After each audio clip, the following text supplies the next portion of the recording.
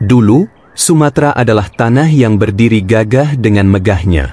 Pulau emas di barat Nusantara ini pernah menjadi pusat peradaban besar.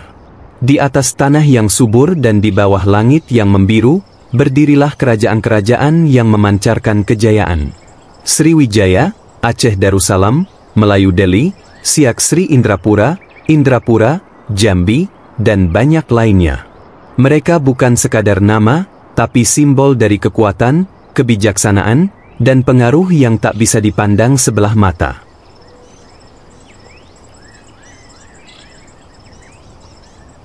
Sriwijaya adalah kerajaan maritim terbesar di Asia Tenggara. Ia mengendalikan jalur perdagangan dunia dari Selat Malaka, menarik pedagang dari India, Cina, hingga Arab. Bukan hanya kaya, tapi juga berilmu.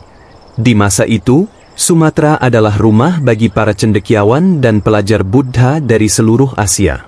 Sebuah zaman keemasan yang kini terasa hanya seperti dongeng dalam buku sejarah.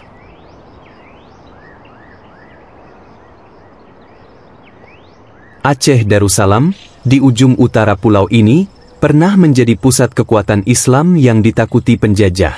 Punya armada laut, punya raja-raja yang berani, dan rakyat yang tidak tunduk. Portugis, Belanda, bahkan Inggris tidak pernah bisa menguasai Aceh sepenuhnya tanpa perlawanan berdarah. Raja-raja Aceh hidup dengan prinsip kemerdekaan, dan seluruh Sumatera mengakui kewibawaannya.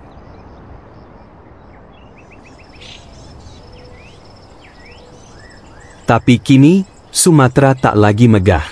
Di bawah bendera Negara Kesatuan, pulau ini kehilangan taringnya.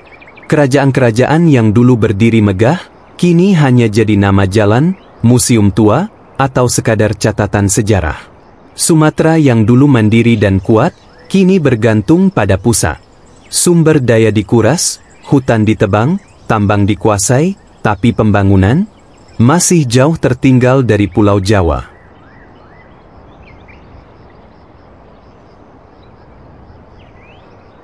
Bukankah ironi?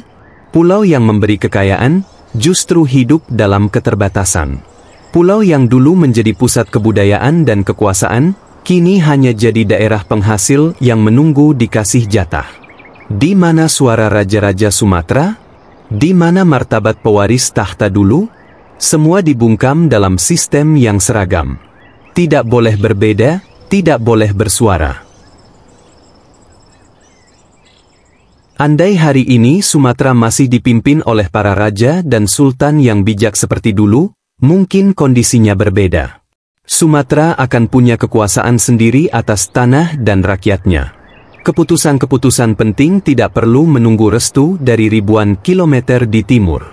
Ekonomi dikelola sendiri, budaya dijaga sendiri, dan arah masa depan ditentukan oleh putra-putri terbaik Sumatera. Lalu muncul pertanyaan penting. Kenapa harus bergabung dengan Indonesia?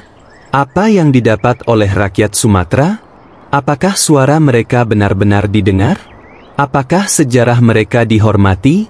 Ataukah semuanya hanya dilebur agar seragam, agar tunduk, agar diam? Kerajaan-kerajaan Sumatera pernah punya hubungan dagang dan politik dengan negara-negara besar dunia. Mereka tidak membutuhkan izin dari pusat manapun untuk bertindak.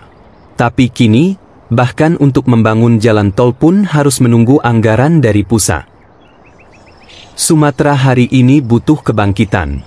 Bukan untuk memberontak, tapi untuk menyadari bahwa harga diri tidak boleh dilupakan. Sejarah bukan hanya untuk dikenang, tapi untuk dijadikan pijakan masa depan. Dan generasi muda Sumatera harus tahu bahwa darah para raja, para pahlawan, dan para ulama besar mengalir dalam diri mereka. Sumatera tidak boleh terus dilupakan. Sumatera harus bangkit. Jika dulu bisa megah tanpa Indonesia, maka hari ini Sumatera juga bisa berjaya, asal kembali pada jati dirinya yang sejati. Tidak menunggu dikasih, tapi mengambil kembali martabatnya. Sumatera, rumah para raja, kini saatnya kembali gagah.